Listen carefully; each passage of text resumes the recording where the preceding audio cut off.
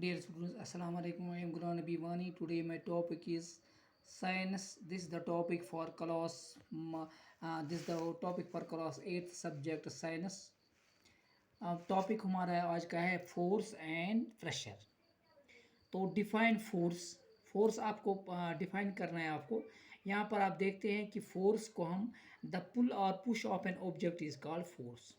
The pull or push of an object is called force. यानी कि अगर किसी चीज़ को हम पुल करेंगे या पुश करेंगे, इस चीज़ को हम कहते हैं फोर्स। क्या कहते हैं? फोर्स।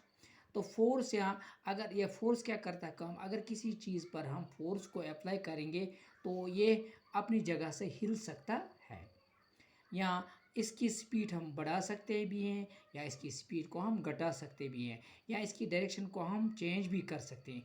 तो इसी तरीके से what are the effects of the force, ये वो एक और क्वेश्चन है। फोर्स के क्या इफ़ेक्ट होते हैं? The effects of a force are: number 1, it can change the speed of an object. Number 2, it can change the shape of an object. Number 3, it can change the direction of an object. Number 4, the force has a magnitude and direction. What are the effects of the force? क्या force के क्या effects होते हैं? Force के effects जो हैं वो ये मतलब नीचे दिए गए।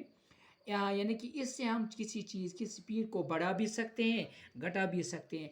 फॉर एग्ज़ाम्पल, अगर कोई बाइसिकल वाला चलता होगा तो आप उसको पीछे से खींचेंगे तो इसकी स्पीड कम हो जाएंगे, या आप अगर इसको धक्का मारेंगे पीछे से तो इसकी स्पीड को बढ़ जाएगी। दैट मीन्स ये फोर्स जो है ना, स्पीड को बढ़ा भी सकता है और घटा भी सकता है। नंबर 2 है, it can change the shape of an object. ये किसी ऑब्जेक्ट की शेप को चेंज कर सकता है। फॉर एग्ज़ाम्पल, अगर आपके पास कोई प्लास्टिक की बॉल होगी तो जब हम इसको प्रेस करेंगे ये स्फेरिकल होती है तो ये स्फेरिकल नहीं रह जाएगी, इसका मतलब इसकी शेप चेंज हो गई है।